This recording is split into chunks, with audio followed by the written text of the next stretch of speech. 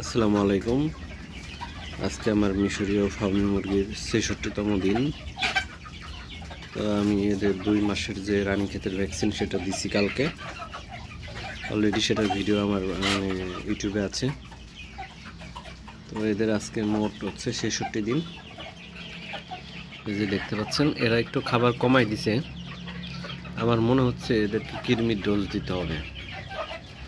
সম্ভবত কৃমির বা ভিটামিনের কিছু ডোজ আমি দিব।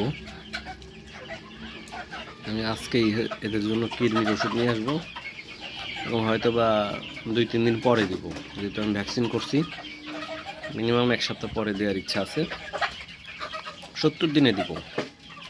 আজকে যেহেতু ৬৬ দিন, আমি আরও ৪ দিন পরে দিব।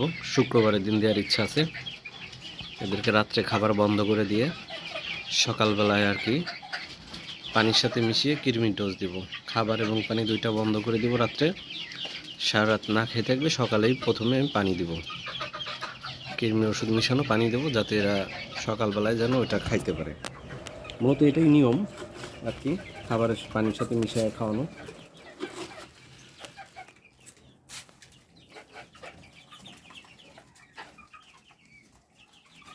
মোটামুটি আজকে ইচ্ছা আছে যে এদের 4টা মোরগরে আলাদা করবো।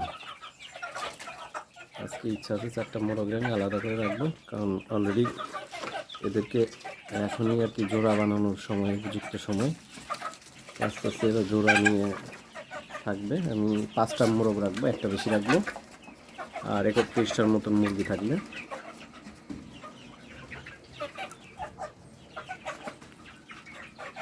একটা এক্সট্রা রাখার কারণ, যদি কোনো কারণবশত একটা মোরগ মারা যায়, সেক্ষেত্রে তখন যেন আমার অন্য জায়গায় খুঁজে কিনতে না হয়।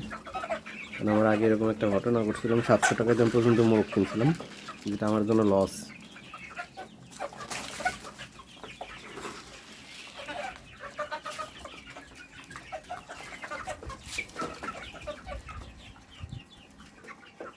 এটা মুরগির ওজন প্রায় 650 গ্রামের মতো, 650 থেকে 700 এরকম হয়ে গেছে। কিছু মুরগি তো প্রায় 800 গ্রামের মতন ওয়েট। আর মোরগ ম্যাক্সিমামই 700+, 700 গ্রামের উপরে মোরগগুলা। গ্রোথ সব কিছু মিলাই মাশাআল্লাহ, আলহামদুলিল্লাহ সবই ভালো।